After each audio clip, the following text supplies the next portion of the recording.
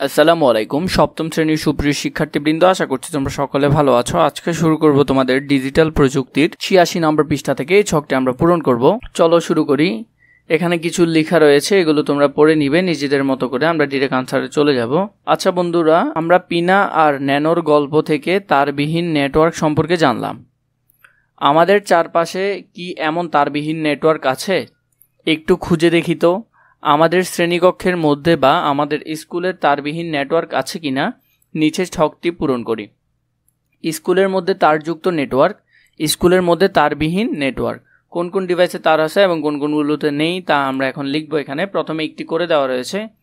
স্কুলের মধ্যে তারযুক্তর মধ্যে রয়েছে টেলিফোন, আর তারবিহীন হলো মোবাইল। এরপরে যেটি রয়েছে দেখো প্রজেক্টর, প্রজেক্টরে তার লাগানো থাকে কিন্তু ওয়াইফাইয়ে তার থাকে না। এরপরে প্রিন্টারে তার লাগানো থাকে, ল্যাপটপে তা থাকে না, ল্যাপটপ তারবিহীন। রাউটার হলো তারযুক্ত, কম্পিউটার হলো তারযুক্ত, আর ট্যাবলেট হলো তারবিহীন, ম্যাকবুক হলো তারবিহীন। আসসালামু আলাইকুম সপ্তম শ্রেণীর সুপ্রিয় শিক্ষার্থীবৃন্দ, আশা করছি তোমরা সকলে ভালো আছো। এখন শুরু করব তোমাদের ডিজিটাল প্রযুক্তি বইয়ের 87 নম্বর পৃষ্ঠা থেকে। এই দুটি ছক আমরা এখন পূরণ করব। চলো শুরু করি। সেশন 2। আমার চারপাশে আছে নানান ধরনের নেটওয়ার্ক। আমরা আমাদের চারপাশের বিভিন্ন যন্ত্র পর্যবেক্ষণ করে দেখি কোনটি তারের সাহায্যে এবং কোনটি তারের সাহায্য ছাড়া তথ্য আদান প্রদান করে। যন্ত্র, তথ্য পাঠানোর মাধ্যম। আমার কোনো পর্যবেক্ষণ। মোবাইল ফোন তারবিহীন, তথ্য গ্রহণ ও প্রেরণ করে। রেডিও তারবিহীন, শুধু তথ্য গ্রহণ। এরপরটি রয়েছে দেখো কম্পিউটার তারযুক্ত, তথ্য গ্রহণ ও প্রেরণ করে। প্রজেক্টর তারযুক্ত, তথ্য শুধু প্রেরণ করে। ল্যাপটপ তারবিহীন, তথ্য গ্রহণ ও প্রেরণ করে। টেলিফোন তারযুক্ত, তথ্য গ্রহণ ও প্রেরণ করে। টেলিভিশন তারযুক্ত, শুধু তথ্য গ্রহণ করে। আমরা এবার খুঁজে বের করি নেটওয়ার্কগুলো কিভাবে কাজ করে। তারযুক্ত এবং তারবিহীন নেটওয়ার্কের জন্য আমরা দুটি দলেই বিভক্ত হই। এক দল তারবিহীন নেটওয়ার্কের সুবিধা অসুবিধা এবং অপর দল তারযুক্ত নেটওয়ার্কের সুবিধা অসুবিধা খুঁজে বের করি এবং নিচের ছকে স্থাপন করি। দল 1 তারযুক্ত নেটওয়ার্ক, দল 2 তারবিহীন নেটওয়ার্ক। সুবিধাগুলো কি, অসুবিধাগুলো কি? সুবিধা অসুবিধাগুলো আমরা এখন দল 1, 2 দুটোই লিখে ফেলব। সহজে ব্যবহারযোগ্য, ব্যয়বহুল। দূরে ডাটা প্রেরণ করতে পারে, সংযোগ জটিল। দ্রুত গতির ডাটা প্রেরণ, অভিজ্ঞ জনবহুল প্রয়োজন। নির্ভুল তথ্য প্রদান, স্থাপন প্রক্রিয়া জটিল। নিরাপদ ও গোপনীয়তা রক্ষণাবেক্ষণের সমস্যা। বণ্টনযোগ্য, ব্যয়বহুল, তার লাগে না, হ্যাকিং হয়ে যায়। সহজে তথ্য গ্রহণ ও প্রেরণ, অভিজ্ঞ হতে হয়। সবসময় ডেটা প্রেরণ, ধীরগতি সম্পন্ন। যান্ত্রিক ত্রুটি কম, সীমার মধ্যে ব্যবহারযোগ্য। আসসালামু আলাইকুম সপ্তম শ্রেণীর সুপ্রিয় শিক্ষার্থীবৃন্দ, আশা করছি তোমরা সকলে ভালো আছো। এখন শুরু করব তোমাদের ডিজিটাল প্রযুক্তির 89 নম্বর পৃষ্ঠা থেকে। এই ছকটি আমরা পূরণ করব। চলো শুরু করি। তাহলে আমাদের তারযুক্ত নেটওয়ার্কের তথ্য আদান প্রদানের মূল কাজগুলো কি তা আবার কতটুকু দেখে নেই। ক, যে ডিভাইস থেকে তথ্য যেখানে তথ্য প্রেরণ করার মতো একটি উপকরণ থাকে যা তথ্যকে অন্য একটি মাধ্যমে রূপান্তর করলো।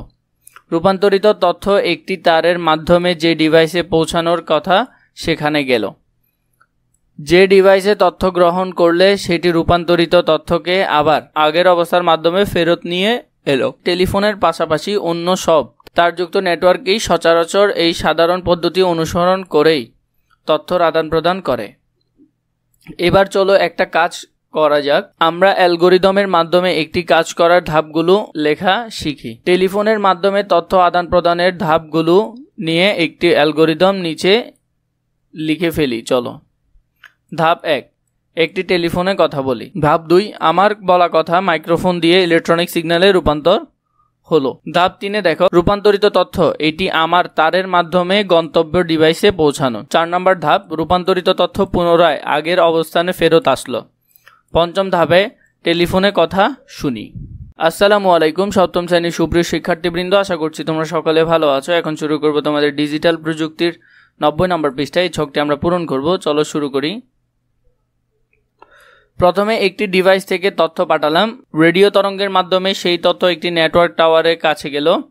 নেটওয়ার্ক টাওয়ার থেকে আবার রেডিও তরঙ্গের মাধ্যমে সেই তথ্য গ্রাহক ডিভাইসের কাছে চলে গেল। বেশিরভাগ তারবিহীন নেটওয়ার্ক এই সাধারণ পদ্ধতি অনুসরণ করেই চলে। চলো মোবাইল ফোনের মাধ্যমে তথ্য আদান প্রদানের ধাপগুলো নিয়ে নিচে একটি অ্যালগোরিদম লিখে ফেলি।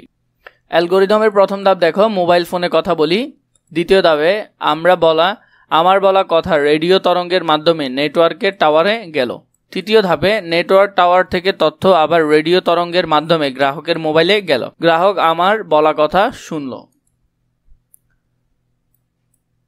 আমরা এখানে খুব সবল উপায়ে দুটি তরঙ্গের তারবিহীন নেটওয়ার্কের তথ্যের আদান প্রদান সম্পর্কে জানলাম। বাস্তবে কিন্তু নেটওয়ার্কগুলো আরও জটিল উপায়ে কাজ করে। আসসালামু আলাইকুম সপ্তম শ্রেণীর সুপ্রিয় শিক্ষার্থীবৃন্দ, আশা করছি তোমরা সকলে ভালো আছো। এখন শুরু করব ডিজিটাল প্রযুক্তি বইয়ের 92 নম্বর পৃষ্ঠা থেকে। চলো শুরু করি। প্রকৃত অক্ষর, স্থাপিত অক্ষর। এখানে কিছু প্রকৃত অক্ষর দেওয়া রয়েছে এবং এগুলো স্থাপিত অক্ষরগুলো কি কি হবে তোমরা একটু দেখে লিখে নাও। এখন আমরা এখানে পূরণ করব। এটি আসলে হয় কিভাবে, ধরো তুমি কোনো তথ্য প্রেরণ করেছো, আমি যখন কোনো কিছু পাঠাবো মেসেজ করে, ধরে নিলাম আমি কাকা লিখেছি, কাকার ককে ওরা টয়ে রূপান্তর করে সেটা টাটা হয়ে যাবে। এইভাবে করে তোমার যে গোপনীয়তা লক্ষ্য করা হয়। যেমন তুমি যদি ল পাঠাও তাহলে সেটা ফ হয়ে যাবে, ত পাঠালে তালবস্য হয়ে যাবে। এইভাবে প্রতিস্থাপিত অক্ষরের মাধ্যমে তোমার তথ্যের গোপনীয়তা রক্ষা করা হয়। এরও প্রতিস্থাপন করে তোমার কোড করলে এখন কাকা শব্দটি হয়ে যাবে টাটা, যা অন্য দলের জন্য বোঝা অনেক কঠিন হবে। এভাবেই মূলত বিভিন্ন নেটওয়ার্কের সাহায্যে তথ্য গোপন করে পাঠানো হয়।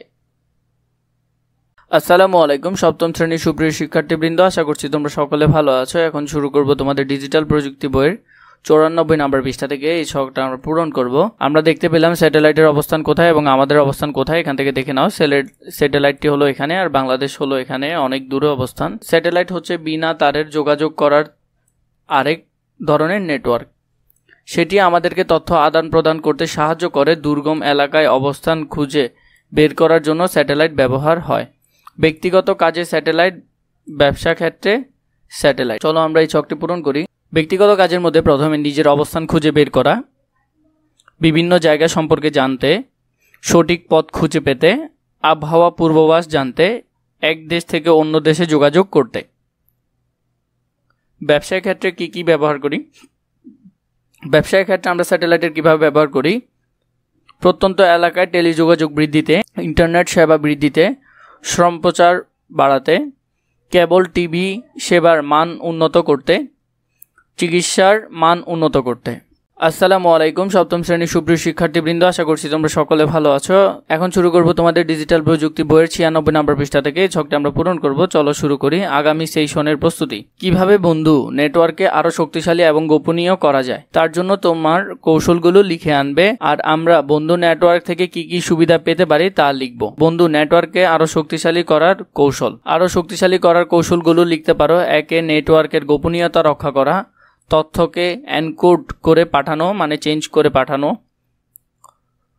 শক্তিশালী পাসওয়ার্ড ব্যবহার করা, তথ্য আদান প্রদানে সচেতন হতে হবে, নেটওয়ার্কের গোপনীয়তা রক্ষা করতে হবে। এটা যদি ভালো না লাগে তোমরা আনসার এটাও দিতে পারো, তথ্য আদান প্রদানে আরও সচেতন হতে হবে। এখানে আরও 5টি, এখানে মোট 7টি দেওয়া রয়েছে। এই 7টিগুলো তোমরা চালিয়ে দিতে পারো। নেটওয়ার্কের গোপনীয়তা রক্ষা করতে হবে, তথ্যগুলোকে এনকোডের মাধ্যমে পাঠাতে হবে। এখানে 7টি দেওয়া রয়েছে।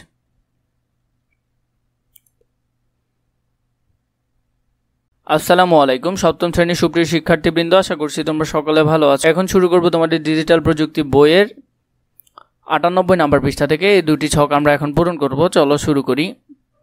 এত সহজে সময় আর পরিশ্রম ছাড়াই বিল পরিশোধ করার জয়িতার বাবাও খুবই আনন্দিত। তিনি নিজেই পরের মাস থেকে এভাবে বিল পরিশোধ করবেন বলে জানান। উপরের কেস স্টাডির ভিত্তিতে নিচের প্রশ্নগুলোর উত্তর জানার চেষ্টা করি। এখানে মূলত কোন মাধ্যম ব্যবহার করা হয়েছে? জয়িতার বাবা যে সেবাটি গ্রহণ করলেন সেটাকে এক কথায় কি বলা যায়? মোবাইল অ্যাপের মাধ্যমে আর্থিক বিনিময়ের প্রক্রিয়াটাকে কি বলে? এমন আর কি কি সেবা রয়েছে যেগুলো আমরা ডিজিটাল মাধ্যম ব্যবহার করে পাই? শিশু সহায়তা সেবা, জন্ম মৃত্যু নিবন্ধন সেবা, জাতীয় জরুরি সেবা, সরকারি আইন সেবা, কৃষি কল সেন্টার। এরপরে কোনটা বা আর্থিক লেনদেনের জন্য আমাদের পরিচিতদের মধ্যে কেউ কি ডিজিটাল মাধ্যম ব্যবহার করেছেন? হ্যাঁ, করেছি। ই-কমার্সের মাধ্যমে অনলাইন থেকে একটি বই অর্ডার করেছিলাম এবং এর মূল্য ডিজিটাল ব্যাংকিং এর মাধ্যমে পরিশোধ করেছি। আসসালামু আলাইকুম সপ্তম শ্রেণীর সুপ্রিয় শিক্ষার্থীবৃন্দ, আশা করছি তোমরা সকলে ভালো আছো। এখন শুরু করব তোমাদের ডিজিটাল প্রযুক্তি বইয়ের 99 নম্বর পৃষ্ঠা থেকে নাগরিক সেবা ই কমার্স। উপরের আলোচনা থেকে আমরা নাগরিক সেবা ও ই কমার্স এর ধারণা জানতে পারলাম। এবার নিচের ছকে কয়েকটি নাগরিক সেবা ও ই কমার্সের নাম লিখে ফেলি। নাগরিক সেবা ই কমার্স। নাগরিক সেবাগুলো দেখে নাও। প্রথমে সরকারি তথ্য সেবা, চরিত্র ও নাগরিক সনদপত্র সেবা, ভোটার এলাকা স্থানান্তর অনাপত্তিপত্র সেবা, জন্ম ও মৃত্যু সনদ সেবা, প্রত্যয়নপত্র সেবা। ই কমার্সের মধ্যে রকমারি.com, অ্যামাজন.com, দারাজ.com, আলিবাবা.com, প্রিয়শপ.com, ঘরেরবাজার.com। জরুরি সেবা পাওয়ার ডিজিটাল মাধ্যমসমূহ নাগরিক সেবা ও ই কমার্স। মূলত সেবা যিনি দেবেন সেবাদাতা ও যিনি নেবেন সেবা গ্রহীতা উভয় ডিজিটাল মাধ্যম ব্যবহার করে সম্পন্ন করতে হয়। ওয়েবসাইট বা মোবাইল অ্যাপের মাধ্যমে যোগাযোগের স্থাপন করতে হয়। আসসালামু আলাইকুম সপ্তম শ্রেণীর সুপ্রিয় শিক্ষার্থীবৃন্দ, আশা করছি তোমরা সকলে ভালো আছো। এখন শুরু করব তোমাদের সপ্তম শ্রেণীর ডিজিটাল প্রযুক্তি বইয়ের 100 নম্বর পৃষ্ঠা থেকে। এই নাগরিক সেবা ও ই কমার্সের মাধ্যমগুলো আমরা এখন দেখে নিব। জরুরি সেবা পাওয়ার ডিজিটাল মাধ্যমসমূহ নাগরিক সেবা ও ই কমার্স সেবা মূলত যিনি দেবেন সেবাদাতা ও যিনি নেবেন সেবা গ্রহীতা উভয়ে ডিজিটাল মাধ্যম ব্যবহার করে সম্পন্ন করতে হয়। ওয়েবসাইট বা মোবাইল অ্যাপের মাধ্যমে যোগাযোগ সম্পন্ন করতে হয়। বর্তমান সময়ে যে কোনো সেবাদাতা প্রতিষ্ঠান গ্রাহকের সুবিধার্থে ডিজিটাল মাধ্যম কাজে লাগিয়ে সেবা সহজ করে নিচ্ছে। এমনকি খুব সাধারণ মোবাইল ফোন মেসেজ করেও আজকাল সেবা পাওয়া যাচ্ছে। আমাদের বাবা মায়ের মোবাইল ফোনে যে সামাজিক যোগাযোগ মাধ্যম রয়েছে সেখানেও দেখা যায় প্রাতিষ্ঠানিক বা ব্যক্তিগত পর্যায়ে বিভিন্ন সেবা দেওয়ার পেজ বা গ্রুপ থাকে। সেখান থেকেও খুব সহজে যোগাযোগ করে সেবা বা পণ্য পাওয়া যায়। তাহলে এসো নিচের ঘরগুলো নাগরিক সেবা ও ই কমার্স মাধ্যমগুলোর নাম লিখে ফেলি। নাগরিক সেবা ও ই কমার্সের মাধ্যমগুলো কি কি? প্রথমে রয়েছে website, mobile app, mobile banking, internet. এই ছকগুলো তোমরা পূরণ করে ফেলবে।